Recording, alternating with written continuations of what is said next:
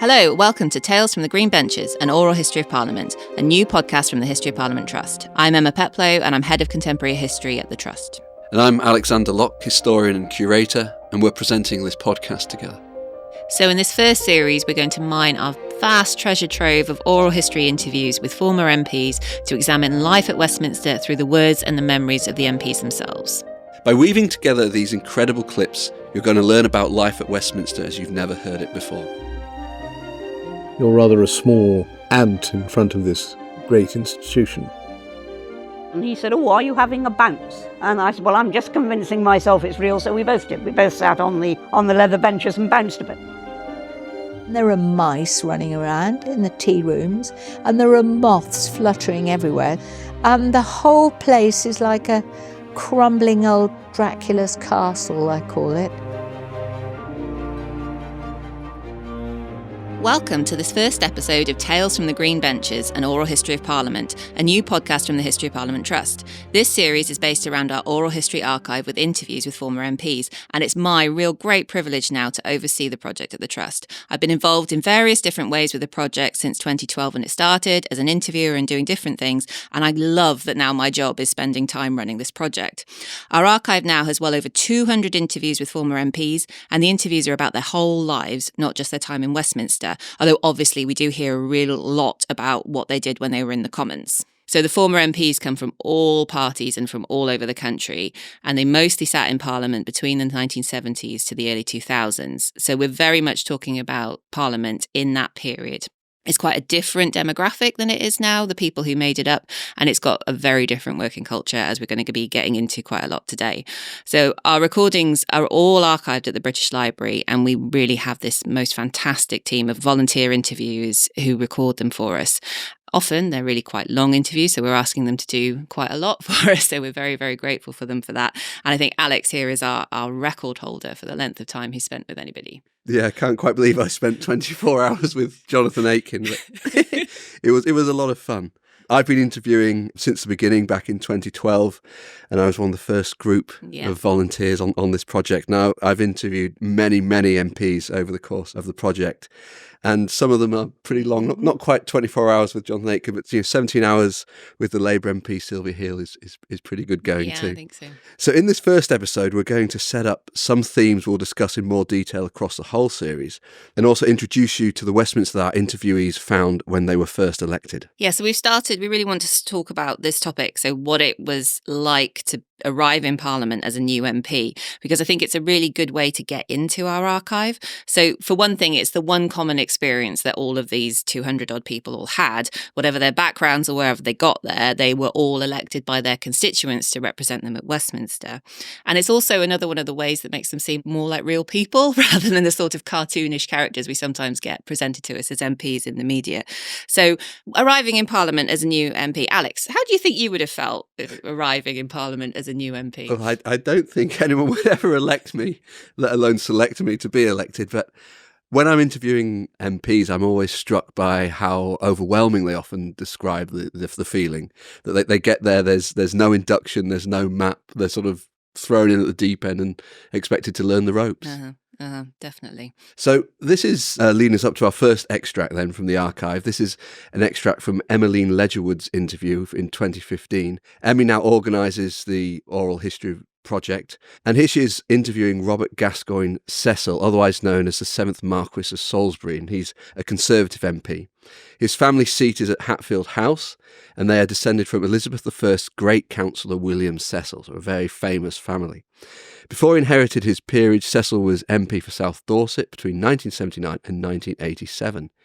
He later was the leader of the House of Lords, and here he is talking about arriving at Parliament for the first time as an elected MP. It was an overwhelming feeling. You were aware of this being the ultimate British institution with the monarchy. I think there was a certain sense of awe, unquestionably, and a feeling that, you want to, there's always a feeling you want to do your best and all that, but a feeling that you're rather a small ant in front of this great institution. I think I always find that clip really amazing and quite surprising, really, because, I mean, of who Cecil was and of his family history. I mean, earlier in his interview, before he gets to that bit, he talks about being a child and coming down at Hatfield House and his grandfather being there with Anthony Eden, who was, I think, Prime Minister at the time. So it's a sort of really surprising to me that he still felt that sense of awe when he was so sort of integrated into the British establishment. Yes, absolutely. And he feels this great weight, doesn't he, of this grand, he describes it, the Parliament, as this great institution. And there's this clear sense of responsibility to the institution and to the people who have elected him to represent their interests fairly. And this is something that we find, across a lot of the interviews. I remember interviewing MPs like Harold Best or Ken Weech, and Harold Best was talking about being acutely aware that I'd left behind me something like 70,000 people who are now my responsibility, and that's his responsibility to represent them in Parliament. And similarly, Kenneth Weech said similar things, that I looked at all these politicians that I'd only seen on television, heard on the radio, and knew by reputation, and there I was sitting among them.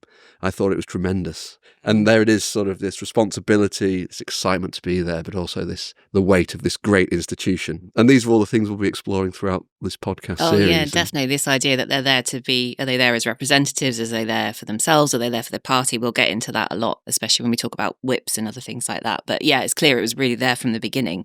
And I guess they don't all feel overawed. I think there is really a sense of excitement. And they say this idea that it was the place to be, as you were saying, that Ken Weech was saying, I think a lot of them felt that. And for many of them, it might have taken them years to actually get to Westminster. Again, we'll talk about this more when we talk about selection. But I mean, some of them really planned quite a lot of their really parts of their lives in order to make it to Parliament. And this is really the case for the person in our second clip, who's a very well-known figure, Anne Widdecombe, who was the Conservative MP for Maidstone between 87 and 2010. So she actually had such a plan to go into politics that after she'd done her first degree in Birmingham, she went back to do a second undergraduate degree at Oxford, mostly so she could hang out in the Oxford Union and make lots of contacts and practice her debating and things like that. So she's definitely was someone who planned a long time how to get to Westminster. So in this clip, she's explaining to our interviewer, who's actually my younger brother, Simon Peplow, about how she felt when she arrived, and this interview was in 2019. But I do remember, before Parliament actually met for the first time, I went into the chamber and I'd always said, I'll believe I'm going to get elected when I feel the green leather under me. And so I went to sit on the green leather. And while I was there sitting on the green leather in an empty chamber, Jakes Arnold, who was the MP for Kentish seat as well, he came in as well. And he said, are you having a bounce? And I said, well, I'm just convincing myself it's real. So we both did. We both sat on the leather benches and bounced a bit. Wow, so Anne Widdecombe bouncing on the benches. What a thought. But you can hear the excitement she felt in that. And I suppose we should say that the notion of them being the green benches. So obviously when you're in Parliament, green represents the House of Commons and red represents the House of Lords. So there she is sitting on these bouncing on these green benches. And it's a real privilege of being an MP. No one can just sit on these benches. They are there specifically for MPs, and they're there in this beautiful, iconic chamber, Victorian building. A real moment, clearly, for her. Yes, because even if you visit the House of Commons chamber, you're not allowed to sit down. It's something they're very, very strict about. And yeah, we have a lot of MPs who talk about the sort of historic buildings and the tradition. And I think there's either sort of a love-hate relationship with all these kind of things that go along with being elected to Parliament. So we've got someone like Eileen Gordon, who talks about going into Westminster Hall and the sense of history, the fact it was a place where Charles I was tried, where Thomas More was tried, this idea that you're walking in these very famous footsteps. She described that as such a privilege, and you're a little speck of history. So you have the people who think it's an amazing thing to be there in that atmosphere. But on the other hand, you have someone like Linda Gilroy, who's also another Labour MP, who said it was a place to keep people in their place. So it was a sort of this intimidating, very historic atmosphere that I think that they either love or they hate. And then, so many of them talk about this. There's this idea that there's these little pink ribbons on the hangers in the cloakroom. All of the staff in Parliament tell them they're to hang their swords on. And we don't think they're to hang their swords on. You can read our very excellent blog for our former director, Paul Seward, about this, because he thinks they're for umbrellas. And I think that makes a lot more sense. A bit less romantic. A bit less romantic. But they all love this idea idea that they either love the idea that they're there for their swords, or they absolutely hate it. We've got sort of Maria Fife, who was a Scottish MP, who just says it was ludicrous. Like, it's been years since anyone went round with swords, and women never went round with swords. It's just utterly ridiculous that you've got these sort of silly pink ribbons that they still have. So I think it's a very much it definitely has its own atmosphere and its own feeling about it when they first arrive. Yeah, it's a tension we find when we're interviewing. That some people find it's sort of a great grand space where they're part of the history, part of this awe-inspiring institution, where others find that it's a challenging space. It's overwhelming in some ways. There's different personalities respond in different ways. The building is old, it's historic, but also it's not necessarily a great working environment as a result of that. Now, of course, there's much discussion and conversation going on about the restoration work that needs to happen and that's being undertaken at the moment. But it was showing its age for some time, as we'll hear in our next clip. This is from our 2016 interview with the Liberal Democrat MP Jenny Tonge. She's interviewed by Florence Sutcliffe-Braithwaite. Tonge was a councillor for years before she came into Parliament, and she sat between 1997 and 2005 and was Liberal Democrat spokesperson for international development and afterwards a member of the House of Lords. It's a terribly confusing place. I call it the rabbit run. I mean, I still, after 20 years, will sometimes find a doorway or a staircase and think, God, I never knew you existed, And it's old and it's fusty. And the thing that struck me most of all, and I hadn't been up there very much, was the darkness and everything looks inward. There's no windows to the outside. It is a bubble. You're totally cut off from the outside world in that place. And it's dark, and there are mice running around in the tea rooms, and there are moths fluttering everywhere. And the whole place is like a crumbling old Dracula's castle, I call it. Do I love it? I love the outside on a sunny day. I don't like Victorian Gothic. I don't like the inside. It's too dark and it's too crusty and it's too decorated. All those patterned wallpapers and carved wood. Portcullis House is wonderful, liberating sort of place. I think that's just so vivid, that quotation, isn't it? Like crumbling Dracula's castle. And that the idea that this is a historic space and an important space, but it is not really built to be a modern parliamentary building. And I think this comes across so well in a lot of our interviews. The MPs arrive and it takes them ages to get an office, especially before Portcullis House was built, which is, Jenny Tonge mentioned there, it's a sort of building across the road. It's a very modern, light, bright building where most of the MPs have their offices now. Definitely not a Gothic building in any way.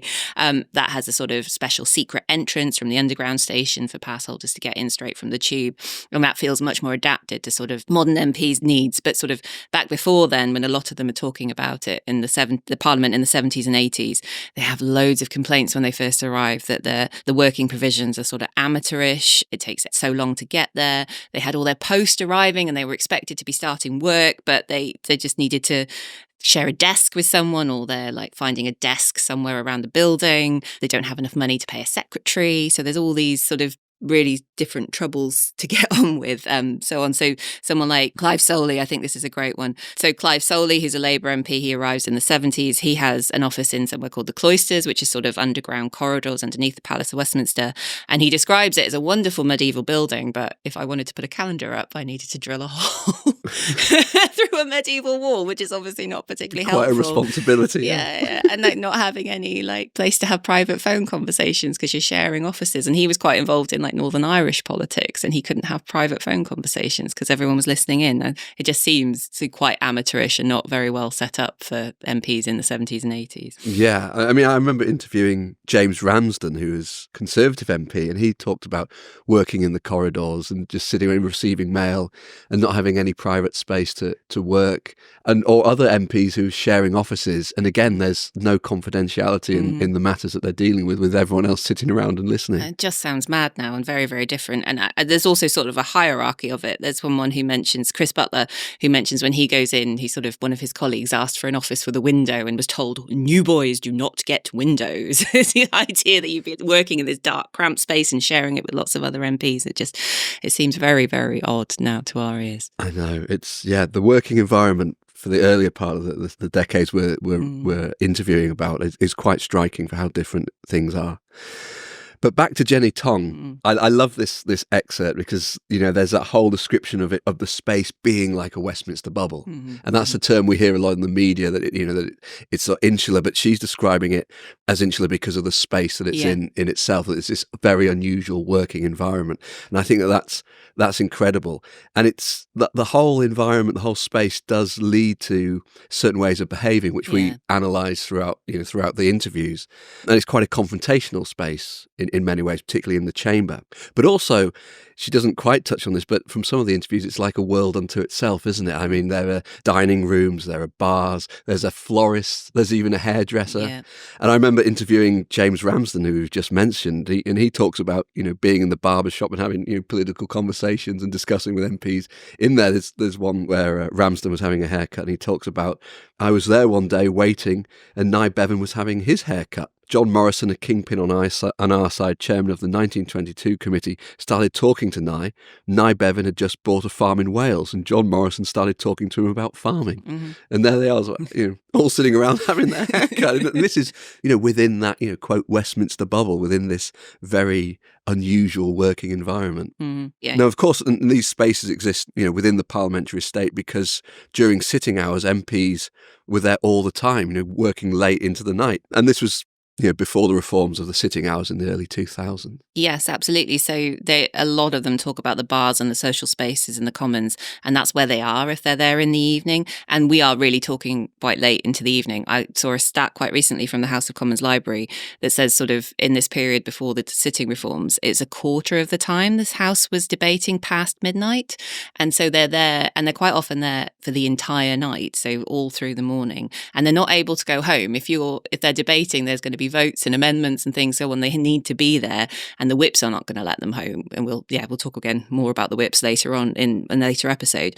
But I think it's very funny because they actually quite like this. I think quite a lot of them, they like the camaraderie of it, that they're eating together in the dining rooms, they're playing cards in the library, they're gossiping in the tea room. There's all this sort of very social, very friendly feelings, and it's sort of within parties but also cross party. So it feels like it does feel like a bubble from what they're explaining, but it does feel like quite a nice space to be working if you're part of it. Of course, the other side of this, of course, is that they are drinking in the bars. And this is one thing we hear quite a lot of from MPs when they're remembering the 70s and 80s in particular. This next clip is from the former Labour MP, David Hinchliffe. He represented Wakefield between 87 and 2005. Now, he was quite a bit on the left of his party. And whilst he was in the Commons, he was chair of the Health Select Committee and gave Blair quite a bit of trouble about his reforms to the NHS. But here he is talking to Christine Vergunson back in 2013 about his first week in Parliament. When I first went in there, what amazed me was the amount of fighting that was going on.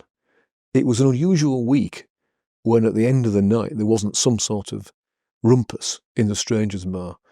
I can recall sitting there looking at my mail when I had no office in the Strangers' Bar, having a pint or a shandy or something, I can't remember. Well, probably the first week or so I was there, and being astonished to see two members of Parliament rolling past me on the floor fighting. And it was not unusual at all to see punch-ups in the Strangers' Bar when people, there was a drinks culture then more than there is now.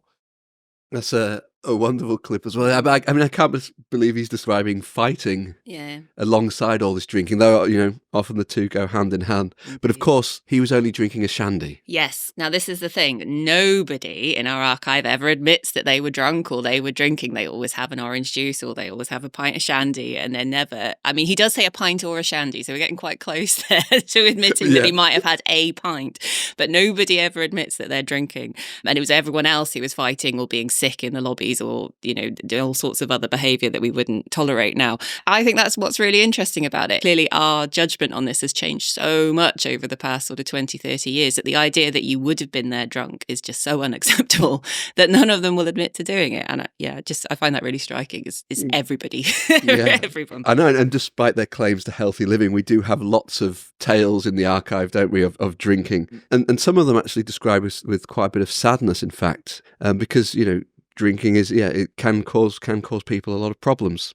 Hilton Dawson, for example, talks about seeing MPs who'd clearly developed drink problems as a result of the drinking culture in Parliament, and he says, I think you could do that very easily in a place like Westminster, where you can drink at somebody else's expense for the whole of the day and without incurring any costs. And Brian McGee similarly talks about, quote, the question in the evening was, what were you going to do while you were hanging around? If you had a very full, busy day, most people didn't feel like still continuing to work long into the evening. They would either read the papers or snooze in the library, or above all, go to one of the bars and drink with their friends. So the drinks culture is very prevalent there, and kind of understandable when you see it within the context of the space and the working environment. And then, a few of them actually mention names, but there's definitely a suggestion that lots of people really couldn't cope with this all the time, and this being the culture and developing all sorts of problems because of it. So, yeah. And it wasn't just in the bars, was it? But in other social spaces, places like the smoking room, which is incredible to have a smoking room within your place of work, which is another place where, where alcohol could be obtained and where they had sort of a wider atmosphere of a gentleman's club. This is Ken Baker, who was an MP under Thatcher and Major, including Home Secretary between 1990 and 1992, and he's being interviewed here by Mike Greenwood in 2012. The smoke room was pretty largely conservative, but some of the gamier Labour people, Michael Foot would be there, but it was more or less the Conservatives in the smoke room, and then you smoked, and then you drank, and there was a lot of drinking in the House of Commons in those days. I've seen several members of Parliament drunk. I've seen one fall down totally dead drunk in the smoke room, and one be violently sick of the division lobby. It seems just completely alien to now, and something that we wouldn't. And I don't know whether people would have thought it was okay at the time, actually, if it all got out. I think it was a sort of open secret, obviously, amongst all the journalists, but I don't know how much they wrote about it. So I don't know how people would have taken it at the time, but it definitely wouldn't have been. Journalism are known for its sobriety. Indeed. They probably didn't want to let everyone else in. That's what they were doing too. But yeah, so yes, it seems so striking now. But these social spaces are really so important to politics and Parliament. It's where you need to be. You need to be in the tea room, the smoking room, the dining room, because that's where you go to make alliances with people, to talk to your colleagues, to find out what's going on, to find out how other people are dealing with bits of casework in your constituency, or you might have your own sort of private member's bill or an amendment that you want to get support for, and you need to make those alliances, and you have to make friends with your people within your own party, but also across party to try and do that. So all these social spaces are really where a lot of the politics is happening. Or, you might decide you hate your leader and you want to get rid of them, and you might be scheming to do that. We've got place a lot. For plotting. Yeah, the place for. I mean, the tea room during Thatcher's downfall is often described as sort of being really like a very exciting, gossipy place where everything was going on at that sort of moment. So, and I guess we've seen some of that recently, and those spaces are still important places where people can plot and talk, although I guess they didn't have WhatsApp then, so it's a slightly different sort of atmosphere. So yeah, I mean, whether they liked it or not, that was what they did. So again, Jenny Tonge again was saying the tea room was somewhere you escaped. It wasn't for tea, it's where you went for chat. You didn't have meetings, you had gossip sessions. So there's sort of lots of ways in which people could meet. David Price, who was a Conservative MP, talks about how if you're there at 5 o'clock in the morning, having breakfast, you're making friends with people who you didn't necessarily come across before, and you're building really strong relationships with them. Or the Liberal Democrat Jackie Ballard talks about having a bridge club, a sort of a group of other MPs who like playing bridge, and they sat in the library and played bridge for all through the night. So it's lots of different ways that their real camaraderie, I think, is being built by this culture. So socialising and politicking all at once. And of course, these places all have informal rules, and this is something that comes through in the Oral History Archive, isn't it? But you're not necessarily told the rules. Nope. You have to learn by trial and error. Where you sit is often dictated by convention, isn't it? So you just, when you're sitting within one of the dining rooms, you just take your closest seat to the next available MP of your own party. Yeah, you sit and by you party. Don't cross over dining tables of different members, do you? Different parties. David Nicholson, the Conservative MP, talks about this, doesn't he? In quote, he says, "The rule in the members' dining room is you don't go in mob-handed and form a table with your friends. You go in and find a vacant seat at a table. You sit by party. You'll be sitting with people you probably didn't know very well, and that was how you really got to know people across the generations." So it's a bit like in a college in a way, sort of learning and conversing with with your peers of different generations. And Teddy Taylor, a former Conservative MP, describes sitting with Labour MPs from Glasgow the first time that he went into the tea room, and he ended up being politely told by Harold Wilson that he shouldn't sit at that table. So it has to be learn the ropes. Very polite about being politely told by the Prime Minister, Harold Wilson, that he's in the wrong place. Just sort of these sort of informal rules and convention, and they're all over everything that happens within the Palace of Westminster. And then, of course, there's also the plenty of really detailed and complicated stuff about procedure and how things work in the chamber and how you do anything that you've also got to learn. And before the 1990s, there's no induction. Nobody's telling them this. You might be lucky and whips might show you around, but other than that, you're sort of basically left to get on with it. And I think what's really striking is none of them are even told when they're supposed to arrive. They're just, nobody tells them when to turn up. They're spending their first few weeks just trying to work out what's going on. I mean, like Anne Widdecombe describes this as all being done by whispers, and they're all sort of trying to work out what's happening by talking to each other. Robert Hicks, who was a Conservative MP, sort of complained there's not even a map of the Palace of Westminster, and that he was in a group where they used to get together in the Strangers Bar, and he does admit to having a pint in those meetings, but that they would get together over a pint and compare notes and try and work out how you put forward a motion, or how you put forward do this, or where some nice facility was or something. They'd get together and do it together. I think a lot of them find this just incredibly frustrating, and a lot of it, all of it, they find too much. And I think one of my favourite quotations from our whole archive is from Charles Goodson Wicks, who was a Conservative MP, and he'd been in the army and he'd been a doctor, so he finds all of this just utterly frustrating and ridiculous, and he describes it as, I can never understand the mix between arcane procedures and schoolboyish behaviour. And that does seem to get to the heart of quite a lot of what was going on in Westminster in general. Yeah, it's one of the most striking things with the interviews that there's no induction. They just win. They've just thrown out from an election and have to come to Parliament and figure it out. It's incredible. And there is that old stereotype, isn't there, about feeling like a new boy at school or a new person at school, and you don't know what to do. You're just sort of standing around trying to figure it all out. And this is an idea that we get a lot through our interviews, isn't it? But incredibly, it's one that's best described by Michael Heseltine, very well-known Conservative MP who sat between 1966 and 2001. And even he, who eventually becomes Deputy Prime Minister, even he felt like a new boy at school when he first arrived. And here's Michael Heseltine remembering those experiences when he's talking to Mike Greenwood in 2012. Talk of the new boy at school. And I suppose, I'd been a new boy at school time and again. And I remember the loneliness. You're there, suddenly your parents have gone. The friendly teacher or whatever it is who said, now you'll be all right. And there you are in a room alone. What do I do? And usually someone tells you what to do. There's a bell for tea, there's prep, there's a sports game, whatever it is. Something tells you what to do, somebody. But in Parliament, I remember vividly, you arrive and there you are. You're on your own. Well, so fine, you are, after all, you've been elected, you're a mature person, you've got to find your way. But I do remember the sort of sense of, God, what do I do now? Because it's up to you. There's no training path, there's no induction course. You're on your own. Again, this is another clip that I find really quite surprising, because I can't quite imagine Michael Heseltine feeling sort of lonely or overwhelmed. But obviously, we know him now after he's had a very long and illustrious career. But sort of even somebody who's very self-assured is feeling this, oh my gosh, I'm here and I don't know where I'm going or what I'm doing.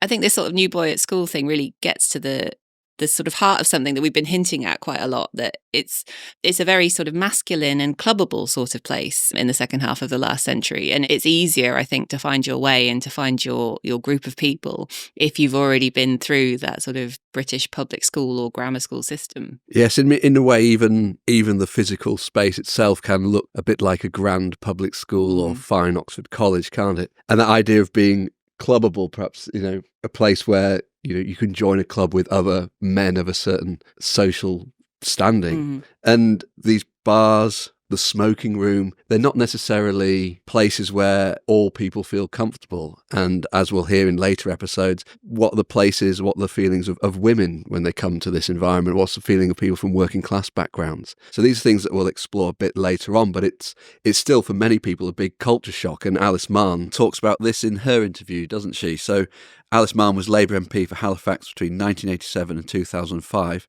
And here she is being interviewed by Mark Wilson in 2012. Whew, it was a culture shock, I'll tell you.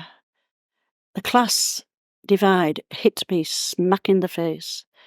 It was pouring out of the woodwork. The patronisation that went on. And there were so few women. I think there were 37 when I went in. So lots of sexism as well. I mean, that's even a good reference to the panelled lined rooms, isn't it? David Hinchliffe, from another Labour MP, said, with my background, I felt a little bit, I wouldn't say overwhelmed, you could have felt quite inferior. And these quotes could go on indefinitely from, a huge range of people from a range of backgrounds. And it's also shown with people with accents, isn't it? It's showing where you're from regionally or where you're from socially. We have Maria Feiss and Alice Mahon talking about their accents and how they were made to feel uncomfortable about them within this very grandiose environment. And we have this, from a great interview with Alice Mahon, where Alice Mahon talks about the speaker criticising her and Maria Feiss. Quote that if they spoke the Queen's English, we'd be able to understand them. And it's shocking now, isn't it, that people would be addressed like that by the common speaker.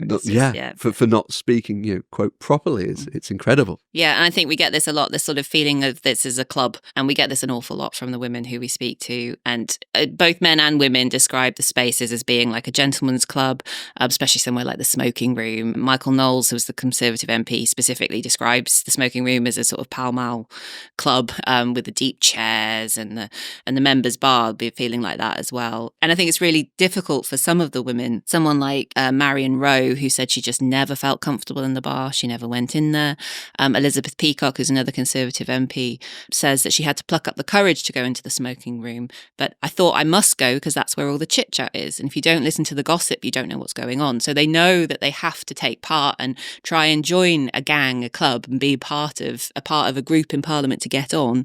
But the spaces and the atmosphere are making it, they're not sort of the usual spaces that women in the 80s would necessarily want to take part in. And so it's a very masculine sort of working culture. I think we're going to end up talking about the lack of women in Parliament quite a lot over the course of this series, especially on episodes about selection and then one specifically about groups who are historically underrepresented. But this final clip that we want to talk about today is one that really sums up how some people could feel, and women in particular, could feel very sort of isolated and a bit ostracised when they first arrived in the Commons. So it's from our interview with another quite well-known name, Edwina Currie, who was MP for South Derbyshire 1983 to 97, and she was a junior minister in the Conservative administration and is very well known for lots of people now. And she was interviewed in 2017 by Henry Irving. It didn't help that I was then one of only 23 women MPs in a House of 656. And there are physical aspects to this. Everybody's bigger than you. They're standing in front. I'm not very tall. They're standing in front of you. How do you get them to move? I developed a habit of tickling people down the back of them, and they turn around. I say, "Thank you so much," and move forward. It was physically a heavyweight male club. This is not. They're not intending to make life difficult for women, but they just are. There was a lot of teasing, a lot of public teasing that goes on. Claire Short has complained about, she's a tall, quite big-breasted woman, and she's complained about the men juggling melons as she would come into the chamber. Personally, I could see no point whatever in taking offence. That detracts from what you're actually good at and what you can do. And I have to say, it was on both sides of the chamber. There's no point in getting annoyed about it. If you're one of that small handful, you just have to show that you're better than they are, that you know your stuff, that you can concentrate on the job, that you can do the job. I mean, that's another pretty shocking clip, isn't it, to hear? I mean, though it's described, with such gusto from Edwina Currie, still the things that she's describing are actually quite hard to listen to in a way. And the fact that she feels that you can maybe overcome this by working harder, by showing you're better, it still shows that there's a kind of barrier in the way for women at this time, and in Parliament in the 80s and early 90s. Yeah. An incredible clip. Yeah, absolutely. I mean, we have quite a lot from the other women who complain about this. The men don't talk about, they talk about the atmosphere being rowdy or very difficult, but I don't think they were on the receiving end of some of this very direct attention. And it's sort of the idea that women didn't quite belong in the atmosphere in the place. And like she was saying, they're not intending to make life difficult, but they just are. And I think that says a lot about the sort of Palace of Westminster pre-1990s. It's very revealing about how people who were not part of the club had to deal with this new club that they were elected to on fairly as everybody else was, and they had a right to be there just like anyone else was. But it's a very sort of difficult working environment for quite a lot of people. And yeah, we're definitely going to get to this much more later in the series. But the women, they did have to work harder. They did have to prove themselves in a way that some of the men didn't have to. And they had to do things that they weren't necessarily comfortable with doing, because you had to participate, you had to get on, you had to play the game if you were going to do anything in Parliament. And I think it's quite revealing. Quite a lot of our interviews talk about in Parliament, like you have to be part of a group or a gang. I think I was interviewing Matthew Parris quite recently, and he talked about how he didn't really feel part of a gang, and that's why he didn't really get on and didn't enjoy being an MP. And I think it's very difficult if you're not part of one, or if you're someone who doesn't necessarily work like that, it's quite difficult to get on in Parliament. Yeah, the challenges that MPs faced and the way that they navigate them are things that we're going to come up and explore a lot across this series. We have so much great stuff coming up, so I encourage you to follow us and listen and please come back. We have episodes on how MPs were selected, on the Whip's office and how they worked, on underrepresented groups in Parliament and how they all juggle between the private and personal lives that they're living. Yeah, we're really going to try and mine our archive to give you all a little bit of insight into how Parliament worked in the second half of the last century and what it felt like to be involved in part of it. So our next episode, we're going to try and explore this sort of human side a bit more, and we're going to take a look at why people wanted to become an MP and get involved in politics. So see you next time.